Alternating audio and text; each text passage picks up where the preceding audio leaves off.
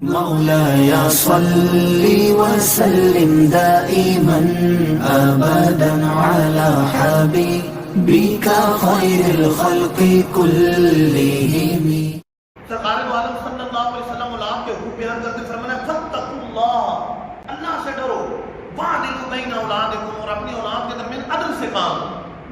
اور مانا تو یہ ہوتا ہے کہ ایک بیٹے کو چلو اس کو دے دیا، سارے جائیداد ایک کے نام کر کے چلے گئے، اس کو کاروبار کے لیے لاکھ دے دیے، دوسرے بچے کو کچھ بھی نہیں دیا.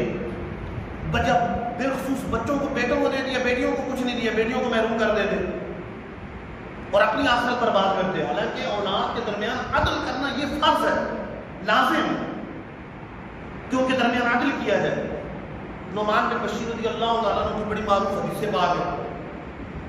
ایک روایت کے مطابق ان کے ایک باغ تھا اور ایک روایت کے مطابق غلام. وہ فرماتے ہیں کہ میرے والد نے مجھے ہبہ کیا، تحفہ دیا. ایک روایت میں باغ اور ایک روایت کے اندر غلام، انہیں تحفہ دیا.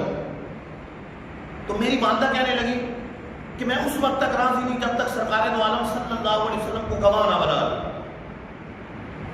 نعمان بن بشیر کہتے ہیں کہ میرے والد مجھے لے کر، حضرت بشیر رضی اللہ عنہ لے کر حضور کی بارگاہ میں حاضر ہو.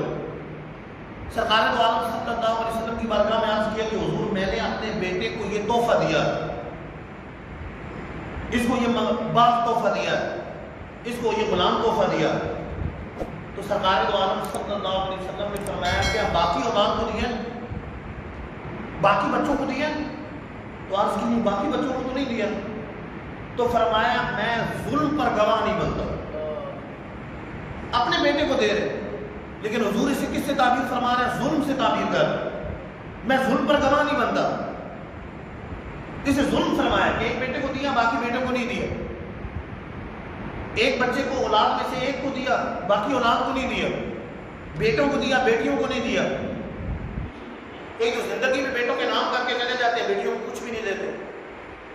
سرکار دو عالم صلی اللہ علیہ وسلم کی حدیث پاک ہے کہ جو مورث اپنے وارث کی وراثت سے بھاگتا ہے،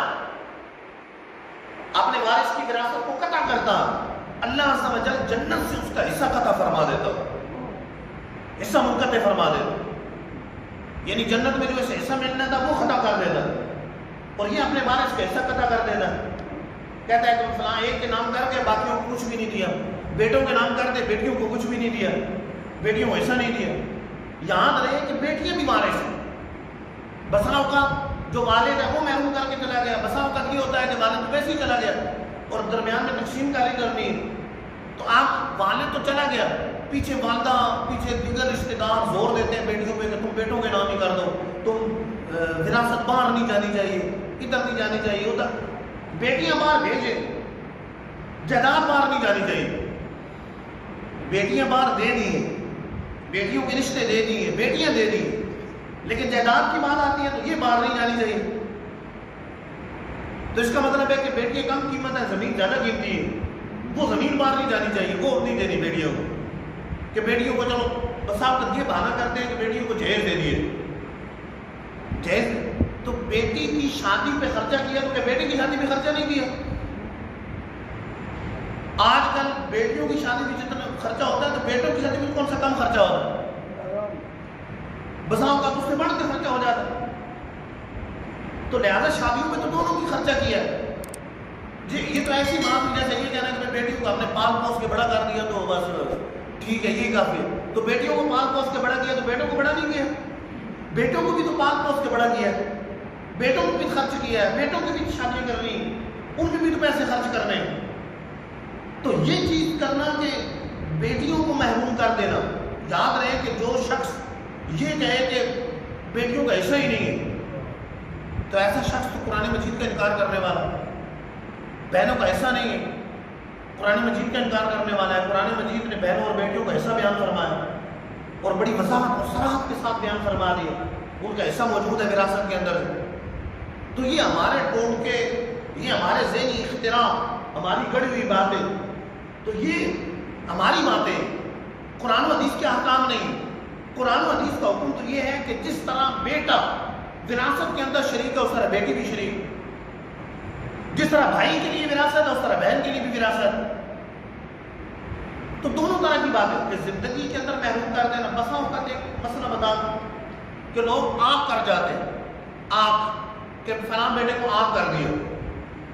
حقیقت کے اندر آگ تو ہوتا نہیں ہے, آگ کا مطلب نافرمان ہے ویسے تو کسی بیٹے کو نافرمان کہہ دینا ٹھیک ہے, وہ نافرمان ہے, اس نے نافرمان کہہ دیا, لیکن اتنا اشتہار میں دے دینا کہ فلاں میرا بیٹا آگ ہے, اس سے وہ وراثت سے محروم نہیں رہے گا. جب یہ شخص فوت ہوگا تو جس بیٹے کو آگ کیا اس کو بھی وراثت ملے گی. شرعاً اس کی کوئی حیثیت نہیں ہے کہ بیٹے کو آگ کر دیا فلاں بیٹے کو, فلاں بیٹا آگ ہو گیا, تو آگ کرنے کی شرعاً کوئی حیثیت نہیں ہے.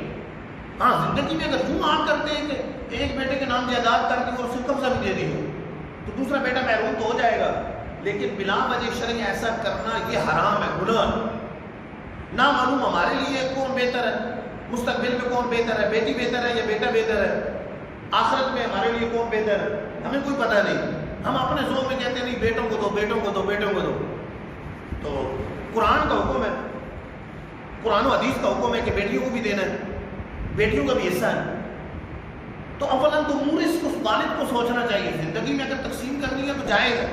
اچھا ہمارے یہاں یہ معاملہ بھی ہوتا ہے کہ زندگی میں تقسیم کرنا یہ ضروری نہیں ہے, لیکن کئی بیٹے ایسے ہوتے ہیں زندگی میں مانگنا شروع کر دیتے کہ میرا ایسا دو, میرا ایسا دو, میرا ایسا دو.